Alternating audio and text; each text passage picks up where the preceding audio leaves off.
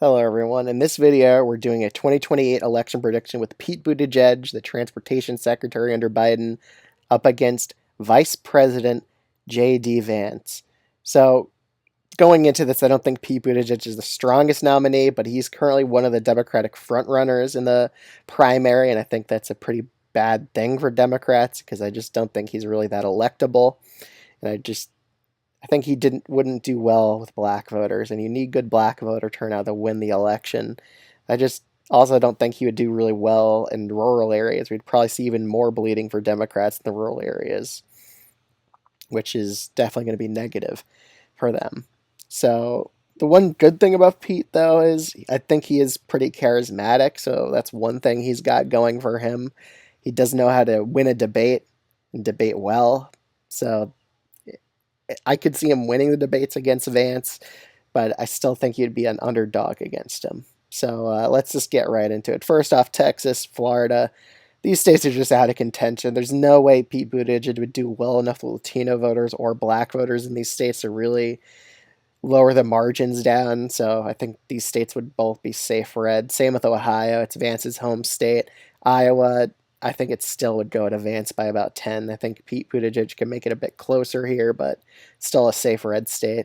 Nebraska second, I think Pete would carry it by a likely blue margin still. In Virginia and New Mexico, I would still put these states as likely blue. I still think he gets decent margins in these areas. Going up to Maine, I think this is a good state for him to really compete in. I think he would do well in this state.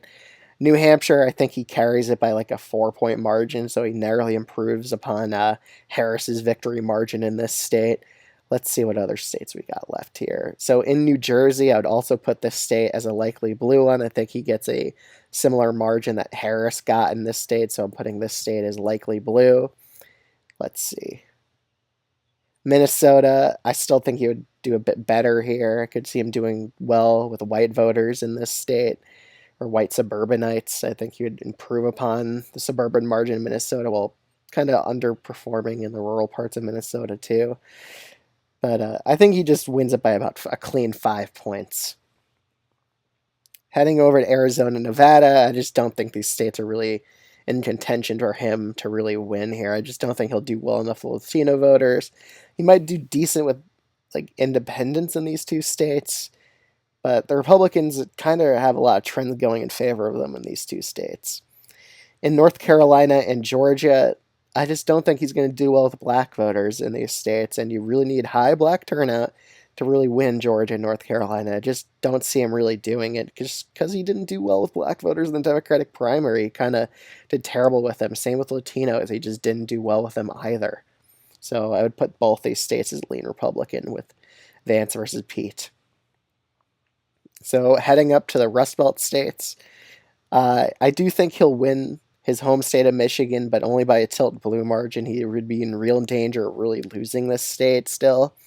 I also think he would win Wisconsin. So I think he would at least flip 2 states from 2024. However, in Pennsylvania, I think Vance would narrowly carry this state against Pete Buttigieg. So it's still a pretty close election. All Pete needs to do is win Pennsylvania, and he wins the election. But I think Vance is still really the favorite here, just because I just don't think Pete Buttigieg would do well enough with minorities.